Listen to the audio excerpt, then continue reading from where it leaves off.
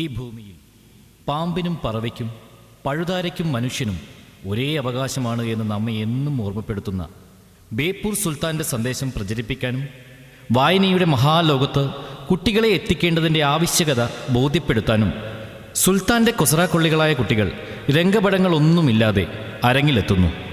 Cent Antony's English medium school നാടകസമിതി അവതരിപ്പിക്കുന്നു കണ്ണാടി അഥവാ ഗടാഗടിയൻ കണ്ണാടി. ഈ കണ്ണാടി തിരിച്ചുവെക്കുന്നത് സമൂഹത്തിൻ്റെ നേരെയാണ്. ഈ കണ്ണാടിയിൽ നിങ്ങളുടെ പടം തെളിയാതിരിക്കട്ടെ. രംഗത്ത് വിധു കണ്ണൻ, അക്ഷര, ബ്രൈറ്റ്, ദേവപ്രിയ, സിദ്ര, അനാമിക, അമൃത, അനുശ്രീ, അഭിഷേക്, ഇഷാൻ, ജോ, വൈഷ്ണവ്, ജസ്ബിൻ, യബ്ജിൻ, വിസ്മയ, തീർത്ഥ, സന്ധ്യ, പ്രിയ, നദുവ, കീർത്തന, ഗൗതമി, ദേവനന്ദ, ആയിഷ, അവന്തിക, അശ്വതി, അമയ, ആദിത്യ, സനുദേവ്, കിരൺ, അലൻ, അദ്വൈത്, അഭിനവ്. നാടകരചന നാടക സംവിധാനം ഗിരീഷ് ബാബു. അടുത്ത ഒരു ബെല്ലോടുകൂടി ഈ നാടകം ഇവിടെ ആരംഭിക്കുകയാണ്.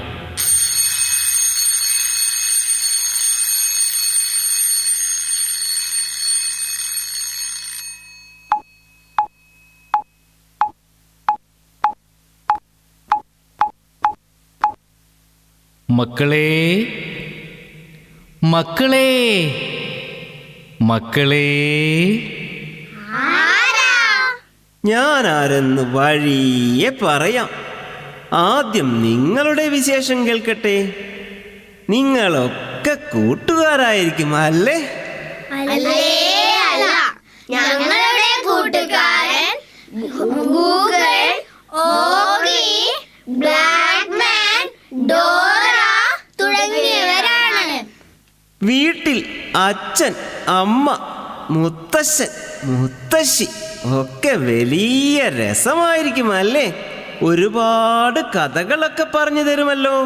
ഒന്നും അറിയില്ല. മുത്തശ്ശനും മുത്തശ്ശിയും എവിടെയുമില്ല. അവരൊക്കെ വൃദ്ധസദനത്തിലാ. അപ്പോൾ അച്ഛനും അമ്മയും കഥ പറഞ്ഞു തരില്ലേ? അങ്കിൾ, ഞങ്ങളുടെ ഫ്രണ്ട് തന്നെയാ അച്ഛന്റെയും ഫ്രണ്ട്. അച്ഛൻ ഗൂഗിളിനോട് മാത്രമേ മിണ്ടൂ. അമ്മയുടെ വലിയ കൂട്ടുകാരാ വാട്സാപ്പ്. വാട്സാപ്പ് കഴിഞ്ഞേ അമ്മയ്ക്ക് എഴുതുള്ളൂ. വീട്ടിൽ അച്ഛനും അമ്മയും ഇങ്ങനെയാണോ? നിങ്ങൾ ഒന്നിച്ചു കൂടാറില്ലേ? അച്ഛൻ ഞങ്ങളുടെ പർച്ചേസ് മാനേജർ. അമ്മ ഞങ്ങൾക്ക് ഇഷ്ടപ്പെട്ട വിഭവങ്ങൾ ഹോട്ടലിൽ നിന്ന് വാങ്ങിത്തരുന്ന chief chef. Uncle, please come out. ഞങ്ങൾ ഒന്ന് കാണട്ടെ. ഇനി വല്ല ഏലിയനാണോ? എന്നെ പോലെ പ്രായം ചെന്ന എല്ലാവരെയും അങ്കിളായി കാണുന്ന നിങ്ങൾ എന്തു കുട്ടികളാ? എൻ്റെ കുട്ടികൾ ഇങ്ങനെയല്ല. കുട്ടികൾ ഇങ്ങനെയല്ലാതെ എങ്ങനെയാ? ഇത് ന്യൂജൻ കാലമാ. നാടിനെയും പുഴയെയും മണ്ണിനെയും പറവയെയും അറിയുന്ന എൻ്റെ കുട്ടികളെ ഞാൻ വിളിക്കാം. കണ്ടോളൂ, കൊസ്രാക്കൊള്ളികളെ, കൊസ്രാക്കൊള്ളികളെ, എൻ്റെ കൊസ്രാക്കൊള്ളികളെ. മധുരിക്കും ഓർമ്മകളെ മലർമഞ്ചൽ കൊണ്ടുവരൂ, കൊണ്ടുപോകൂ ഞങ്ങളെ ആ മാഞ്ചുവട്ടിൽ, മാഞ്ചുവട്ടിൽ. മധുരിക്കും ഓർമ്മകളെ മലർമഞ്ചൽ കൊണ്ടുവരൂ, കൊണ്ടുപോകൂ ഞങ്ങളെ ആ മാഞ്ചുവട്ടിൽ, മാഞ്ചുവട്ടിൽ.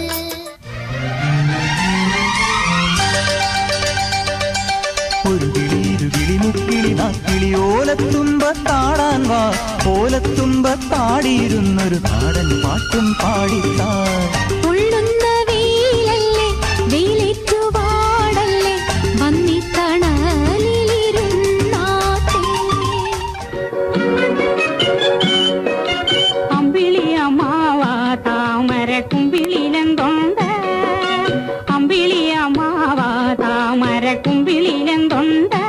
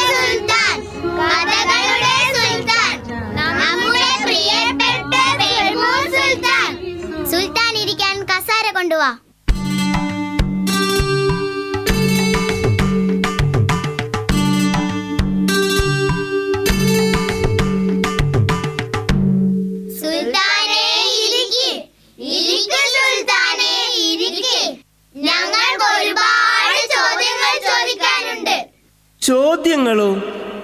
എൻ്റെ ജീവിതം മുഴുവൻ ഗടാഗടിയൻ ചോദ്യങ്ങളായിരുന്നു.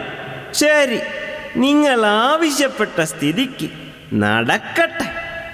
അതിനു മുമ്പ് എനിക്കൊരു കാര്യം അറിയണം. നിങ്ങൾ പത്രക്കാരാണോ? അല്ലേ അല്ല, ഞങ്ങൾ സുൽത്താന്റെ കുട്ടികൾ, വെറും പച്ചയായ കുട്ടികൾ. എന്നാൽ നിങ്ങൾക്ക് മറുപടി പറയാം. പത്രക്കാരോട് ഞാൻ ഒന്നും പറയില്ല. കാരണം അവർ വാർത്തകൾ വളച്ചൊടിക്കുന്നവരാണ്. ചോദ്യങ്ങൾ വരട്ടെ. സുൽത്താനെ, ലോകം മുഴുവൻ യുദ്ധഭീതിയിലാണല്ലോ.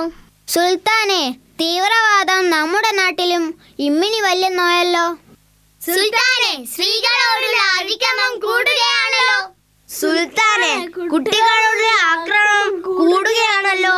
സുൽത്താനെ, ശുദ്ധമായ ഭക്ഷണവും വെള്ളവും എവിടെയുമില്ലല്ലോ. പറയൂ സുൽത്താനെ, പറയൂ, എന്താ ഈ ലോകം ഇങ്ങനെ?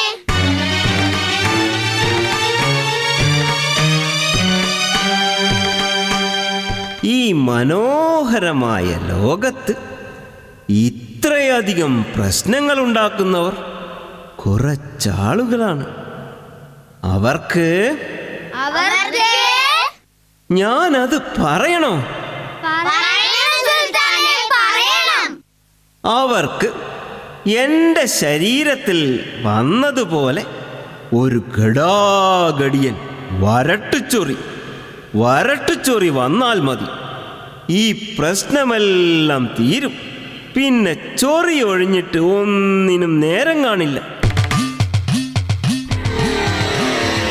സർവശക്തനായ ദൈവമേ, ഈ സുന്ദര ലോകത്ത് നാശം വിതയ്ക്കുന്ന എല്ലാ ശുദ്ധജീവികൾക്കും വരട്ടുചൊറി വരണേ, വരട്ടുചൊറി വരണേ.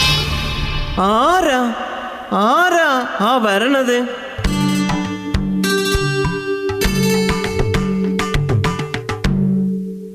സുൽത്താനെ, ഞാനാ സുൽത്താൻ്റെ മൂക്കൻ.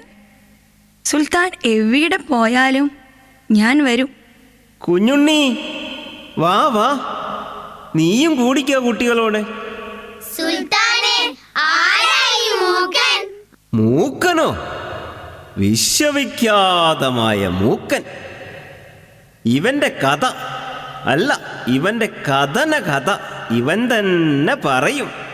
ഞാൻ കുഞ്ഞുണ്ണി, ഒരു പാവം കുശിനിപ്പണിക്കാരനായിരുന്നു. മുതലാളിയുടെ വീട്ടിലെ കുശിനിപ്പണി മാത്രമേ എനിക്കറിയൂ. എഴുത്തറിയില്ല, വായന അറിയില്ല. മാസാമാസം അമ്മ വന്ന് മുതലാളിയുടെ അടുക്കൽ നിന്ന് പൈസ വാങ്ങും. ഇങ്ങനെ സുഖമായി കഴിയുമ്പോൾ അത് സംഭവിച്ചു. എന്ത് സംഭവിച്ചു? പറയൂ കുഞ്ഞുണ്ണി. എൻ്റെ മൂക്ക് വളരാൻ തുടങ്ങി. മൂക്ക് വളരുകയോ?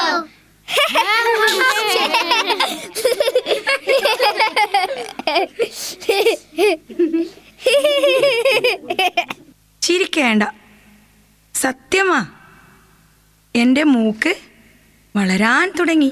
പിന്നെ എന്ത് സംഭവിച്ചു കുഞ്ഞുണ്ണി? എൻ്റെ മൂക്ക് കാണാൻ മാലോകർ മുഴുവൻ വരാൻ തുടങ്ങി. അതോടെ എൻ്റെ കഷ്ടകാലവും തുടങ്ങി. എല്ലാവരും കാണാൻ വരുന്നത് അത്ര മോശമാണോ കുഞ്ഞുണ്ണി? കുട്ടികളെ, അത് മോശം എന്നല്ല, വളരെ വളരെ മോശമായ കാര്യമാണ്.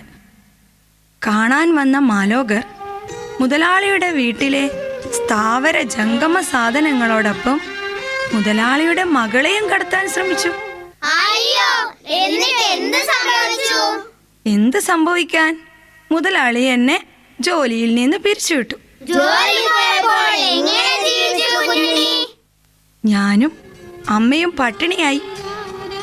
പക്ഷേ മാലോകർ അവിടെ എന്നെ വിട്ടില്ല. എന്നെ കാണാൻ എൻ്റെ ചെറ്റക്കുടലിൽ തടിച്ചുകൂടാൻ തുടങ്ങി. എന്തിനാ മാലോകർ കുഞ്ഞുണ്ണിയെ ഇങ്ങനെ വന്നു കാണുന്നത്? മണ്ടക്കൂട്ടമല്ലയോ ജനം. അവരെന്നെ അത്ഭുത പുരുഷനാക്കി കാണാൻ തുടങ്ങി. അപ്പോൾ എൻ്റെ അമ്മയ്ക്കൊരു സൂത്രം തോന്നി. എന്തായിരുന്നു കുഞ്ഞുണ്ണി ആ സൂത്രം? എന്നെ കാണാനും എൻ്റെ മൂക്ക് തൊടാനും പണം കൊടുക്കണം. ഭയങ്കര കുഞ്ഞുണ്ണി അപ്പോൾ ധനികനായല്ലേ? ധനികനോ? കോടീശ്വരനായി.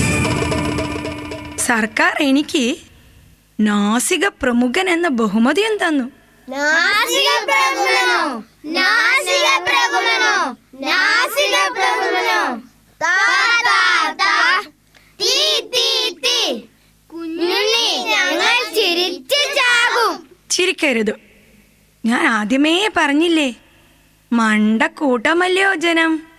അപ്പോ അവരെ ഭരിക്കുന്ന സർക്കാരും അങ്ങനെ വരൂ. യഥാ രാജ തഥാ പ്രജ എന്ന് കേട്ടിട്ടില്ലേ? പിന്നെ എന്ത് സംഭവിച്ചു കുഞ്ഞുണ്ണി? പിന്നെ അല്ലേ ക്ലൈമാക്സ്. രാഷ്ട്രീയക്കാർ എന്നെ അവരുടെ ആളാക്കാൻ ശ്രമം തുടങ്ങി. എനിക്ക് 2 സുന്ദരികളായ സെക്രട്ടറിമാരുണ്ടായി. കള്ളം കുഞ്ഞുണ്ണി, നീ ആള് മോശമല്ലല്ലോ. നീ ഏത് പാർട്ടിയിൽ ചേർന്നു? അവിടെ വെച്ച് എൻ്റെ സുന്ദരികളായ 2 സെക്രട്ടറിമാരെയും 2 പാർട്ടിക്കാർ വശത്താക്കി. പിന്നെ സുന്ദരികൾ മാറി മാറി അവരുടെ പാർട്ടിയിലേക്ക് ചേരാൻ നിർബന്ധിച്ചു. അവസാനം ഞാൻ ഒരാൾക്ക് വാക്കുകൊടുത്തു. അത് വലിയ പ്രശ്നമായിട്ടുണ്ടാവും ലേ കുഞ്ഞുണ്ണി? ശരിക്കും വലിയ പ്രശ്നമായി. നമ്മുടെ ഒറ്റക്കണ്ണൻ പോക്കർ അഥവാ വണ്ണൈ മങ്കി പറഞ്ഞതുപോലെ ഒറ്റ പെൺമക്കളെയും വച്ചേക്കരുത് എന്ന് എനിക്കും തോന്നി. പെണ്ണ് ചതിച്ചു. എന്നെ വശത്താക്കാൻ പറ്റാത്ത സുന്ദരി പത്രസമ്മേളനം നടത്തി പ്രഖ്യാപിച്ചു, മൂക്കൻ്റെ മൂക്ക് റബ്ബർ മൂക്ക്. റബ്ബർ മൂക്കോ? റബ്ബർ മൂക്കോ? റബ്ബർ മൂക്കോ? എന്നിട്ട് എന്ത് സംഭവിച്ചു? ഇന്നത്തെ പോലെ തന്നെ അന്നും പ്രതിപക്ഷം സർക്കാർ രാജിവെക്കാൻ സമരം തുടങ്ങി. എന്നെ തടങ്കലിൽ വെച്ചു. പട്ടാളം എനിക്ക് കാവൽ നിന്നു. പിന്നെ 48 രാജ്യങ്ങളിൽ നിന്ന് വിദഗ്ധ ഡോക്ടർമാർ വന്ന് നാസിക പ്രമുഖൻ, അതായത് എന്നെ പരസ്യ വിചാരണ ചെയ്യാൻ തീരുമാനിച്ചു. അവർ എങ്ങനെയാണ് വിചാരണ നടത്തിയത്? ലോകത്തിലെ എല്ലാ പത്രക്കാരും, ബടുക്കൂസുകളായ ചാനലുകാരും, റേഡിയോക്കാരും, പ്രമാണിമാരും എല്ലാവരുടെയും മുന്നിൽ വെച്ച് എന്നെ പരസ്യ വിചാരണ നടത്താൻ തീരുമാനിച്ചു. ആ സമയം പൊതുജനം എന്തു ചെയ്തു? ഞാൻ ഒരുപാട് തവണ പറഞ്ഞില്ലേ, മണ്ടക്കൂട്ടമല്ലയോ ജനം, താനി ബടുക്കൂസുകൾ. അവർ തലസ്ഥാന നഗരി കയ്യേറി, സിനിമാശാലയ്ക്ക് തീരുവെച്ചു, പട്ടണം പൊടിച്ച് കത്തിച്ചു കളഞ്ഞു. ഇതൊക്കെ എന്തിനാ ചെയ്യുന്നത്? ഇന്നത്തെ പോലെ അന്നും ആവശ്യം അതായിരുന്നു, സർക്കാർ രാജിവെക്കുക. കുഞ്ഞുണ്ണി, നിന്നെ എങ്ങനെയാ അവർ പരിശോധിച്ചത്? ഒരു മഹാ ഡോക്ടർ എൻ്റെ മൂക്കിൻ്റെ തുമ്പടച്ചു. അപ്പോ എന്ത് സംഭവിച്ചു? എന്ത് സംഭവിക്കാൻ, ഞാൻ ശ്വാസം കിട്ടാതെ വാ പൊളിച്ചു. വേറൊരു മഹാ ഡോക്ടർ എൻ്റെ മൂക്കിൻ്റെ തുമ്പത്ത് സൂചി കൊണ്ട് കുത്തി. ചോര വന്ന് കാണും അല്ലേ? വേദനിച്ചോ? വേദനിച്ചെന്നോ? വലിയ വേദനയായിരുന്നു. മുഖം മുഴുവൻ ചോരയായി. പിന്നെ എൻ്റെ നല്ല കാലം തുടങ്ങി. രാഷ്ട്രപതി എന്ന മഹാപ്രസിഡന്റ് ഒരു പുതുപുത്തൻ ഡാവ് കൂടെ കാണിച്ചു. എന്നെ മൂക്കശ്രീ ബഹുമതി തന്ന് ആദരിച്ചു. 2 യൂണിവേഴ്സിറ്റികൾ എനിക്ക് ഡീലിറ്റും എംലിറ്റും നൽകി. ഞാൻ MB ആയി. കഥ എങ്ങനെ അവസാനിച്ചു കുഞ്ഞുണ്ണി? എന്നെ കിട്ടാത്ത സുന്ദരിയുടെ പാർട്ടിക്കാർ പുതിയ സമരം തുടങ്ങി. പ്രധാനമന്ത്രി രാജിവെക്കണം, പ്രസിഡന്റ് രാജിവെക്കണം, മൂക്കൻ്റെ മൂക്ക് റബ്ബർ മൂക്ക്. കുഞ്ഞുണ്ണി, നീ ഇതിനിടയിൽ ഒറ്റ പെൺകൊച്ചുകളെയും വെച്ചേക്കരുതെന്ന് പറഞ്ഞ ഒരുത്തനെ പറ്റി പറഞ്ഞില്ലേ? ഒറ്റ കണ്ണൻ പോക്കർ അഥവാ വണ്ണൈ മങ്കി.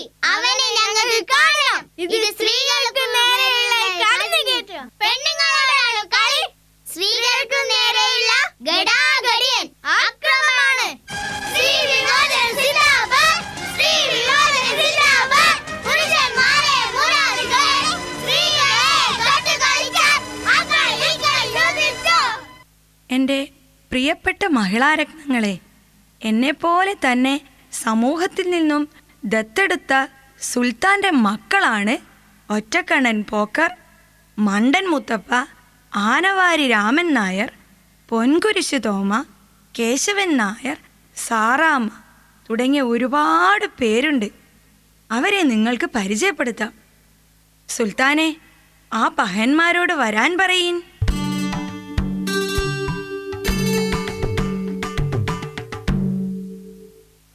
ഞാൻ പോക്കർ.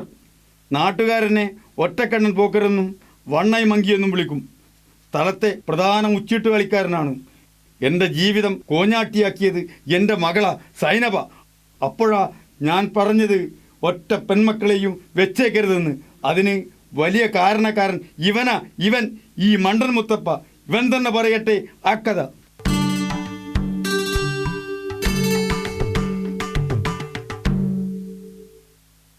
ഞാൻ മുത്തപ്പ. നാട്ടുകാരെന്നെ മണ്ട മുത്തപ്പാന്നേ വിളിക്കൂ. പോക്കറ്റടിയാണ് പ്രധാന തൊഴിൽ. പോക്കറ്റടി കൊണ്ട് ജീവിതം എവിടെയും എത്തിയില്ല. അപ്പോഴാ ഞാൻ ഈ പോക്കിരിക്കാനോട് ചോദിച്ചത് എനിക്ക് മുച്ചീട്ട് കളി പഠിപ്പിച്ചു തരാൻ. മൂപ്പരപ്പ പറയാ, പോട കൈതേ, ഇച്ചിരി തലച്ചോറുമായിട്ട് വാ. പിന്നെ ഞാൻ ഒരു കാര്യം കൂടി മൂപ്പരോട് ചോദിച്ചു. പോക്കിരിക്കാന്റെ മകളെ എനിക്ക് കെട്ടിച്ചു തരാൻ. എന്നെ ആട്ടി പുറത്താക്കി. എന്നോട് പറഞ്ഞു, ഈ ഭൂമി മലയാളത്തിൽ എന്നെ മുച്ചീട്ട് കളിയിൽ ആരും തോൽപ്പിച്ചിട്ടില്ല. തലച്ചോറില്ലാത്ത കൈതയായ നീ എന്നെ തോൽപ്പിച്ച സൈനബയെ നിനക്ക് കെട്ടിച്ചു തരും. നീ മണ്ടനല്ലേ? നിനക്കെങ്ങനെ പോക്കറെ തോൽപ്പിക്കാൻ കഴിയും? ഞാൻ ഇമ്മിണി വലിയ സൂത്രം കളിച്ചു. സൈനബയെ കൽബാക്കി. അവൾ പോക്കർക്ക് മുച്ചീട്ട് കളിയിൽ നാട്ടുകാരെ മലർത്തിയടിക്കുന്ന വിദ്യ എനിക്ക് പറഞ്ഞു തന്നു. എന്ത് സംഭവിക്കാൻ? സൈനബയെ ഞാൻ കെട്ടി. ഇപ്പൊ ഞങ്ങൾ മണ്ടമുത്തപ്പ സൈനബ. കേട്ടോ, വെറും മണ്ടമുത്തപ്പയല്ല, മണ്ടമുത്തപ്പ സൈനബ. പക്ഷെങ്കില് എനിക്ക് ബീഡി വലിച്ച് മൂക്കിക്കൂടി പുക വരുത്തുന്നത് ഒരണ ഫീസിന് പഠിപ്പിച്ച ഗുരുനാഥനാ പോക്കറുക്ക. അതുകൊണ്ട് ബീഡി വലിക്കുമ്പോ ഒക്കെ ഞാൻ പോക്കറുക്കായ ഓർക്കും. എടോ ആനവാരി, പൊൻകുരിശേ, നിങ്ങളെ ഇവർക്കൊന്ന് പരിചയപ്പെടുത്തിയേ.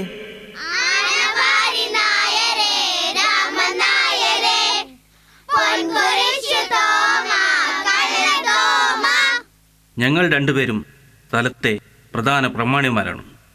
കളവിൻ്റെ പേരിലാണ് മാലോകർ ഞങ്ങളെ സെലിബ്രേറ്റ് ആക്കിയത്. ഒരു കറുത്തവാവ് ദിവസം രാത്രി വെണ്ണീർ കക്കാൻ പോയി. വാരിയതോ ആനയായിപ്പോയി. ആന നിന്നെ ഒന്നും ചെയ്തില്ലേ? ചെയ്തില്ലെന്നോ, എൻ്റെ പിന്നാലെ അലറിക്കൊണ്ട് വന്നു. ഞാൻ പുഴയിൽ ചാടിയാ രക്ഷപ്പെട്ടു. അതിനുശേഷം നാമധേയത്തിൽ ചെറിയ മാറ്റം നാട്ടുകാർ വരുത്തി. ആനവാരി രാമൻ നായർ.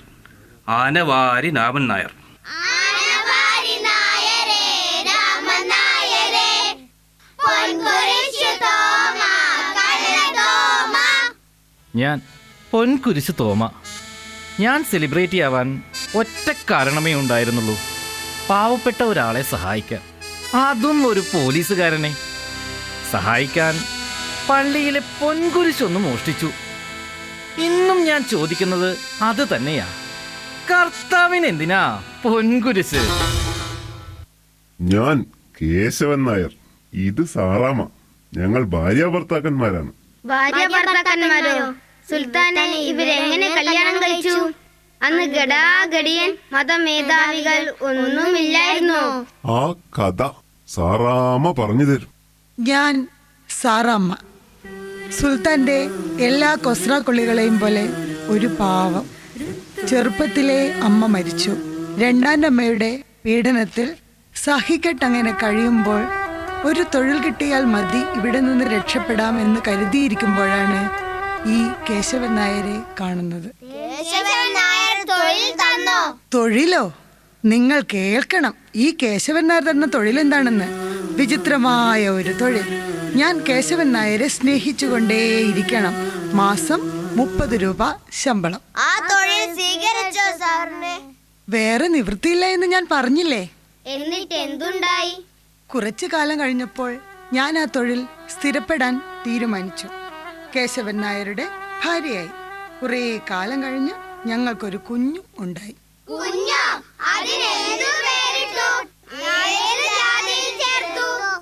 കുഞ്ഞിനെ ഒരു ജാതിയിലും മതത്തിലും ചേർക്കില്ല എന്ന് ഞങ്ങൾ തീരുമാനിച്ചു.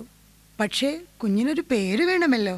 എന്ത് വിളിച്ചാലും അത് ഏതെങ്കിലും ഒരു ജാതിയോ മതമോ ആകും.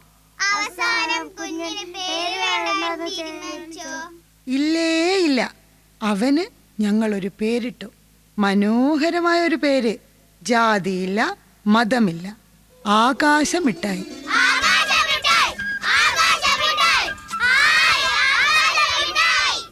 ഇത്രയൊക്കെ കാര്യങ്ങൾ നിങ്ങൾ കുട്ടികൾ ഞങ്ങളോട് ചോദിച്ചില്ലേ? ഇനി ഞങ്ങൾ നിങ്ങളോട് കുറച്ച് കാര്യങ്ങൾ ചോദിക്കട്ടെ. ഭൂമി മലയാളം ആകെ നടന്നിട്ടും ഒരു കുട്ടിയെ പോലും ഞങ്ങൾക്ക് കാണാൻ കഴിഞ്ഞിട്ടില്ല. എല്ലാ കുട്ടികളും വലിയ ഗൗരവക്കാരാണ്. കുട്ടിത്തം എന്ന വാക്ക് തന്നെ നിഘണ്ടുവിൽ നിന്ന് മാറ്റണമെന്നാ മണ്ടൻ മുത്തപ്പ പോലും പറയുന്നത്. എല്ലാ സ്ഥലത്തും പരസ്യപ്പലകകളുണ്ട് കുട്ടികളുടെ അവകാശങ്ങളെക്കുറിച്ച്. എന്തിനാ കുട്ടികളെ നിങ്ങൾക്ക് അവകാശങ്ങൾ? നിങ്ങൾക്ക് വേണ്ടത് സ്നേഹമല്ലേ? കേട്ടിട്ടില്ലേ നങ്ങേലിയമ്മയുടെ കഥ? ആ കാലം ഒക്കെ പോയി. രക്ഷിതാക്കൾ നിങ്ങളെ ശിക്ഷിച്ചാൽ രക്ഷിതാക്കൾ ജയിലിൽ, അധ്യാപകർ ശിക്ഷിച്ചാൽ അവരും ജയിലിലാ. ഇങ്ങനെയായാൽ കുട്ടികളെ പേടിച്ചിട്ട് ഇനി കുട്ടികളെ വേണ്ട എന്ന് രക്ഷിതാക്കൾ തീരുമാനിക്കില്ലേ? നിങ്ങളെ മാത്രം കുറ്റം പറഞ്ഞിട്ട് കാര്യമില്ല. ഉത്തരവാദികൾ രക്ഷിതാക്കൾ തന്നെയാ. മക്കളെ വായനയിൽ നിന്നും അകറ്റി, പുറം ലോകം കാണാതെ വളർത്തി, ജീവിതാനുഭവം ഇല്ലാത്തവരാക്കി. ഇനിയെങ്കിലും കഥകൾ വായിക്കണം. മഴയറിയണം, മണ്ണറിയണം, കാറ്ററിയണം. കഥകൾ വായിക്കുമ്പോൾ ആദ്യം വായിക്കേണ്ടത് ഈ സുൽത്താന്റെ കഥകളാ. സുൽത്താൻ ഈ ഭൂമിയിൽ വരാൻ പോകുന്ന എല്ലാ വിഡ്ഢിവേഷങ്ങളെക്കുറിച്ചും നമുക്ക് മുന്നറിയിപ്പ് തരുന്നുണ്ട്. കേരളത്തിലെ റോഡ് മുഴുവൻ ജാഥക്കാരാ. ഞങ്ങളുടെ സൃഷ്ടാവായ സുൽത്താന് വേണ്ടി, ഈ നാട്ടിലെ കുട്ടികൾക്കും രക്ഷിതാക്കൾക്കും വേണ്ടി ഒരു അർത്ഥവത്തായ ജാഥ നമുക്കൊരുമിച്ച് നടത്താം.